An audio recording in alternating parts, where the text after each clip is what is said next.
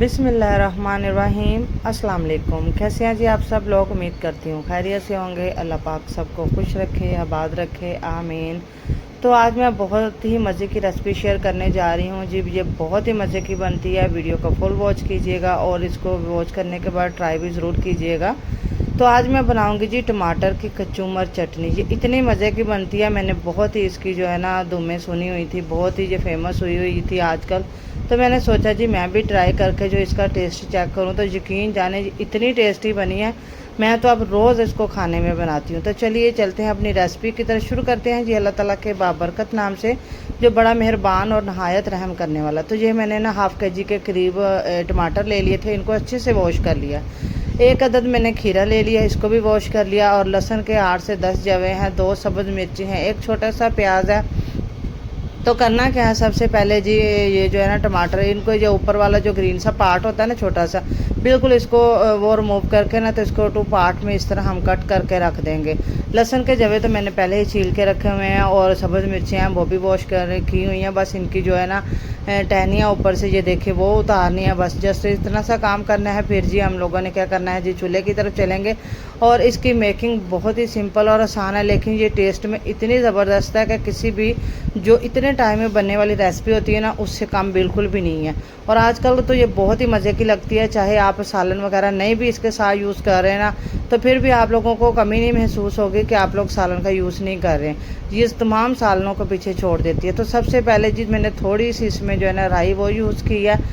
थोड़ा सा मैंने इसमें कुकिंग ऑयल शामिल कर दिया था, तकरीबन 1 से 1.5 ये चम्मच जो है ना खाने वाला चम्मच, यही देखें जी मैंने इसमें ऑयल शामिल किया है। और 1/4 टीस्पून इसमें मैंने ज़ीरा शामिल कर दिया।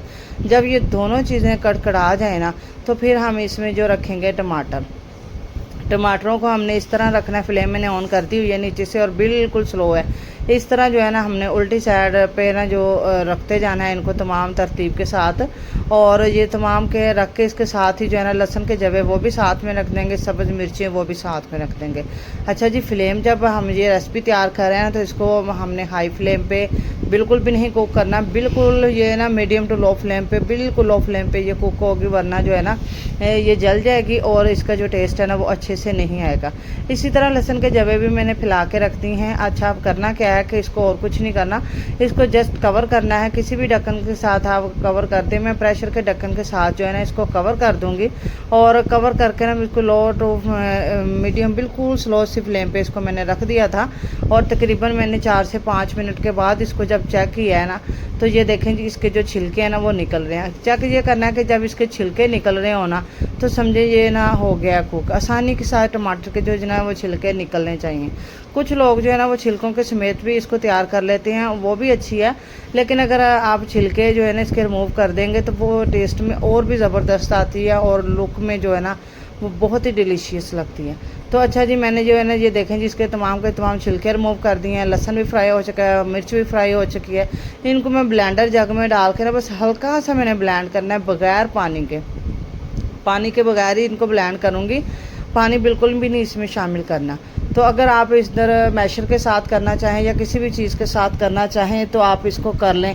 तो इसको मैंने थोड़ा सा उल्टी साइड पे भी मैंने करके ना, तो मैंने इसको स्टीम दे दी थोड़ी सी। मैंने कहा दूसरी साइड से भी ज़रा थोड़े से कुक हो जाएं, थोड़े से और सॉफ्ट हो जाएं, ताकि हमें ब्लेंड करने में जो है ना आसानी हो। इस स्टेज पे कुछ लोग तो मैशर के साथ भी कर लेते हैं, लेकिन मैंने मुनासिब समझा कि इसको ना ब्लेंडर जग में डाल के बगैर पानी के इसको कर लिया। अच्छा जी, दोबारा से इसको पैन में शामिल कर दिया। पैन में शामिल करने के बाद इसमें कुछ जो है ना वो मसाले शामिल कर लूँगी। सबसे पहले इसमें मैंने शामिल किया है नमक शामिल करने हस्बे ज़ायक़ा आप लोग नमक शामिल कर लें। मैं इतने से टमाटरों में आप देखें जी मैंने 2 सब्ज़ मिर्चों का यूज़ किया है, और 1/4 टीस्पून इसमें मैंने नमक शामिल किया है। और जी 1/4 टीस्पून इसमें मैं चिली फ्लेक्स का यूज़ कर रही हूँ। बस जी जस्ट मैं इतने ही इसमें मसाले यूज़ करूँगी, ज़्यादा मसालों का यूज़ नहीं करेंगे, क्योंकि जो चीज़ों का अपना फ्लेवर है ना वो बिल्कुल भी नहीं हमें आएगा। तो इसी तरह जो है ना इसको हल्का सा और कुक करना है, ताकि जो है ना टमाटर का थोड़ा सा और पकाई हो जाए। देख सकते हैं आप लोग। और इसी तरह जो है ना ज़्यादा नहीं इसको पकाना, ये ना हो कि वो मसाले की फॉर्म में आ जाए। जो टमाटर का अपना फ्लेवर है ना वो यकीन जाने इतना मज़े का लगता है, खट्टा खट्टा सा। और साथ में इसके में जब हम दूसरी चीज़ें ऐड करेंगे ना, तो बस जिससे ये बहुत ही नेक्स्ट लेवल की रेसिपी हमारी तैयार हो जाएगी। तमाम जो भी गोश्त, मटन, सालन वगैरह जो है ना, उन सब में से वो वाला टेस्ट बिल्कुल नहीं आएगा जो इस चटनी में हमें आएगा। अच्छा, इसको जब मैंने कुक करके ना बिल्कुल मुकम्मल मैंने ठंडा कर लिया। ठंडा करने के बाद जो एक छोटा सा प्याज था, इसको बिल्कुल छोटा छोटा सा बारीक बारीक सा कटिंग करना है और उसी तरह कटिंग करनी है हमने खीरे की। खीरे का छिलका मैंने रिमूव नहीं किया था क्योंकि मुझे ये छिलके के साथ ही जो है ना वो बहुत अच्छे लगते हैं और मज़े के भी लगते हैं, कलरफुल से भी हो जाते हैं। ये देखें जी, माशाल्लाह हमारी जो है ना ज़बरदस्त सी चटनी इसमें तैयार हो गई है। अब आप इस स्टेज पे इसमें पुदीना भी शामिल कर सकते हैं, जो भी चीज़ें एक्स्ट्रा भी आप शामिल करना चाहें तो वो कर सकते हैं। इसको जी हम डिश आउट कर लेंगे और आप मुझे ये बताइएगा इस स्टेज पे अगर आप लोगों को मेरी ये रेसिपी अच्छी लगी हो तो वीडियो को लाइक कीजिएगा, चैनल को सब्सक्राइब कीजिएगा और बेल आइकन को तो प्रेस करना बिल्कुल भी ना भूलिएगा ताकि मेरी हर आने वाली न्यू वीडियो आप लोगों तक बआसानी पहुंच सके।